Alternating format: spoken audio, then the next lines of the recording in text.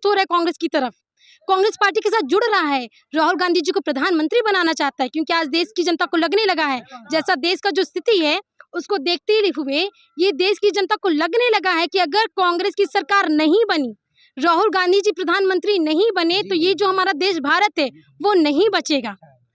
वहाँ चल रही है और वहाँ महिलाएं लाभान्वित हो रही हैं। और अगर हमारी सरकार बिहार में आती है तो पहले सत्र से ही पात्र महिलाओं के खाते में 2500 रुपया डाला जाएगा, और ये जब सरकार बनेगी तो ये जग जाहिर हो जाएगा। बेटी पढ़ाओ, तो जब बेटी पढ़ने जा रही तो उसको सुरक्षा क्यों नहीं, उसको बचा क्यों नहीं पा रहे हैं, क्यों नहीं बचा पा रही है ये सरकार? हमारे कांग्रेस के जो अध्यक्ष है राजेश राम जी को उसके इलाज के लिए पीएमसीएच क्यों जाना पड़ता है, उसके लिए नारेबाजी क्यों लगाने पड़ती है, जो धरना देना पड़ता है, नारेबाजी लगानी पड़ती है? तो बताइए ये कैसी सरकार है? ये खोखला और ये जुमलेबाज सरकार है। कहते हैं ना, जैसा संगत वैसा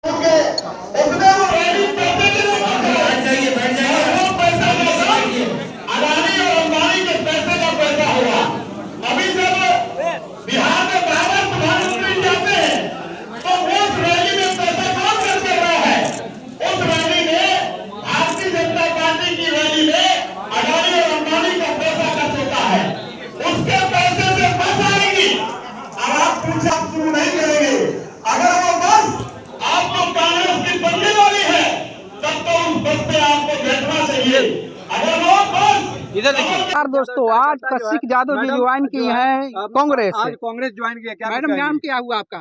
कशिश यादव, टिकारी विधानसभा क्षेत्र बिहार से। में इतना पार्टियां है, आखिर कांग्रेस क्यों ज्वाइन की?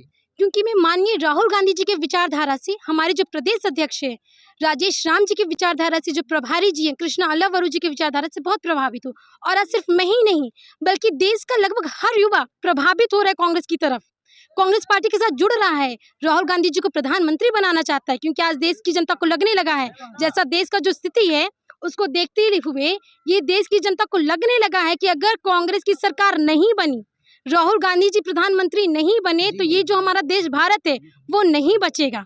70 साल में माई बहन मान योजना बाद में निकाली, कांग्रेस 70 साल राज की है, लेकिन माई बहन मान योजना महिला के लिए अभी निकाली है, क्या लागू होगा सरकार आएगा तो? प्रत्यक्ष को प्रमाण की क्या आवश्यकता है? 5 जगह हमारी कांग्रेस की सरकार है और ये योजनाएं जहां जहां हमारी सरकार है वहां चल रही है और वहां महिलाएं लाभान्वित हो रही हैं। और अगर हमारी सरकार बिहार में आती है तो पहले सत्र से ही पात्र महिलाओं के खाते में 2500 रुपया डाला जाएगा, और ये जब सरकार बनेगी तो ये जग जाहिर हो जाएगा। मैडम, आज इतने की संख्या में महिलाएं आपके साथ आई हुई हैं, तो क्या कुछ है अब, चूंकि इन महिलाओं के साथ आप कैसे कांग्रेस को आगे लेके बढ़ेंगे?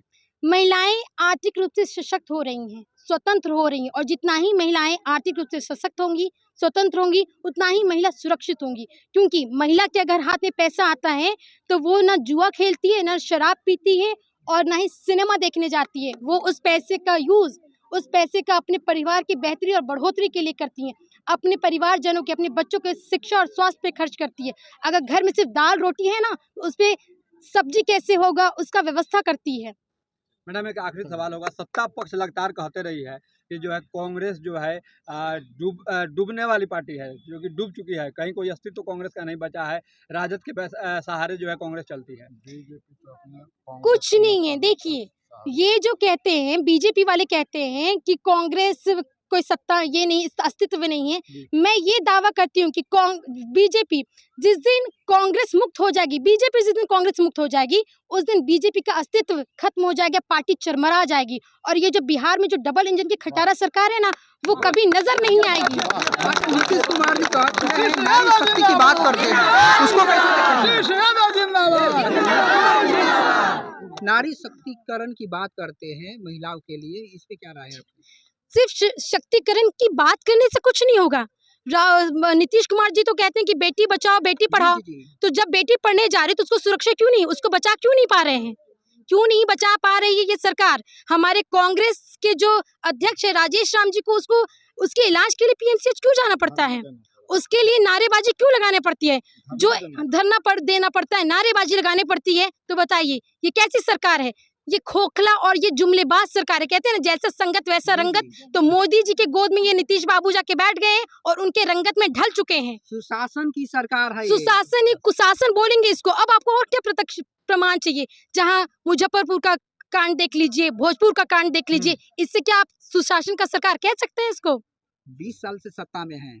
20 साल से सत्ता में रहकर क्या कर लेंगे? जब एक बच्ची को उचित न्याय नहीं दिला पा रहे, उसको बेड नहीं दिला पा रहे हैं, ऐसे पीएमसीएच को खुलवाए क्यों है? उस पे तो ताला लगा देना चाहिए। महागठबंधन में शामिल हुई, पहले भी 2005 के पहले राज था, तो नीतीश जी कहते हैं कि 2005 के पहले कुछ था। वो तो आप सर्वे करा के देख लेंगे कि क्या था क्या नहीं है। अब अपने मुंह से अपनी बड़ाई शोभा नहीं देती, अपने मुंह से अपनी बड़ाई शोभा नहीं देती। ये जो जनता है वो आपको बेहतर बताएगी। अगर हम बोलेंगे तो आप कहेंगे कि अपने पार्टी का पक्ष रख रहे हैं, लेकिन नहीं, अगर जो तमाम जनता है यहाँ आप उनसे सर्वे कराएंगे, उनका पक्ष रखिए, किसने काम किया किसने काम नहीं किया, आप ज्यादा अच्छा जान लेंगे। अच्छा, लालू जी के राज को जंगल राज कहते हैं नीतीश जी, कैसे देखती है? फिर महागठबंधन की सरकार आएगा तो फिर वही राज आ जाएगा। नीतीश जी तो खुद पलटू राम है, वो कैसे कह सकते हैं कि जंगल राज है नहीं है?